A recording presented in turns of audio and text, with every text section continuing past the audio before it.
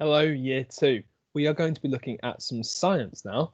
Now, the resources I'm about to go through with you are all available on eSchools, but we can have a look at them together in this video. I'm going to share my screen now, and hopefully you'll be able to see what I am looking at. Now, the first thing we've got on the PowerPoint is a link to the video. You can watch that independently. The two things I want you to think about as you're watching the video are what animals could you see and where do they live? Because that's what we're focusing on in today's science lesson. We're focusing on animal habitats.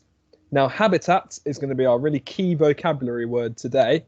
It might be new to you, the word habitats. Let's have a look at what it means. So a habitat is a natural environment that an animal lives in.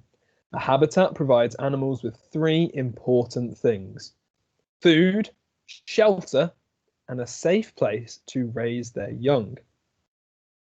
We're going to look at some examples now of different animals and think about where do they live, so what's their habitat, and what do they get from that habitat that makes it a good place for them to live.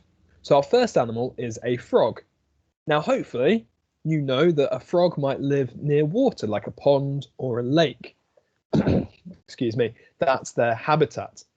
One of the things they get from that is food, such as flies, cockroaches, and spiders are caught on the frog's long, sticky tongue. They also can camouflage.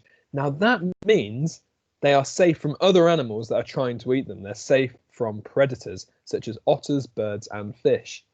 And finally, they need the water in the lake or the pond, first of all for drinking, but also for laying their eggs in, that frog spawn that you might see in the spring. It's a safe place for them to raise their young out of the reach of some predators. The next animal we're going to look at is a polar bear. Now, a polar bear would live in cold, snowy places up in the Arctic, and there's a few reasons for that. They get food, such as seals, reindeer, and fish. Now, polar bears have an amazing sense of smell, and they can use that to find seals that are hiding under the ice. They are also camouflaged in the snow. Polar bears are white, and the ice and the snow are white. So that means they can sneak up on other animals that they want to eat. And finally, the sea ice, they use that for hunting on, living on, and breeding on. It's a really important place for them. We've got some birds here. Now, birds tend to live where there are plenty of trees, whether that's woods or gardens or parks. They get food from those sort of places, such as berries, worms, or small insects. They are camouflaged. If you have a look at this picture of a bird here, it's got that lovely brown speckled pattern, which would help it to blend into a tree to keep it safe from something like a cat that might want to eat it. And they also get materials for nest building, such as twigs and leaves from that habitat. Remember, they're looking for a safe place to raise baby birds from eggs. So they need to build nests to keep them safe. And finally, we're going to have a look at a lion. Now, the lion would live in a place in Africa called the plains or the savannah. Now, it needs to find water in these places to stay hydrated, because especially when it's really hot, it's really important for animals to access water. There are plenty of prey animals for the lion to catch and eat, such as antelopes and zebras. And finally, a bit like the polar bear, the lion camouflages with the habitat around it with that long grass, and it will hide in the long grass to hunt its prey.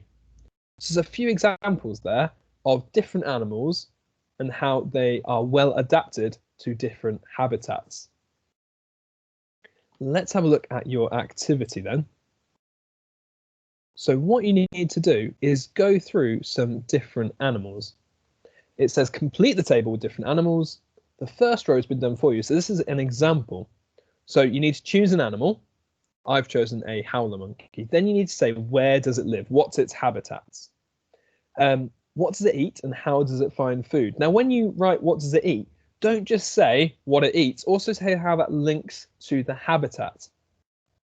And then finally, how does it stay safe in its habitat? Now here you could talk about what the animal does. We've talked about camouflaging to stay safe. And we've also talked about how it can be a good place to raise young. So if you can get more than one idea here, that is excellent. So let's have a look at this example. So my animal is a howler monkey. Now I've done a picture of it here. Now, because I can't draw on my computer, I've just got a picture of a howler monkey online, but you can draw your pictures into this box. Underneath where it says habitat, it lives in the Amazon jungle in South America. Now, again, if you've got space, you could add in a picture here of that animal's habitat, a bit like it had on that PowerPoint we just looked at. What does it eat? Well, howler monkeys eat fruit, leaves, and vines from trees, which only grow in the jungle. So a howler monkey has to live somewhere like the jungle where there are lots and lots of trees, because that's where it finds its food.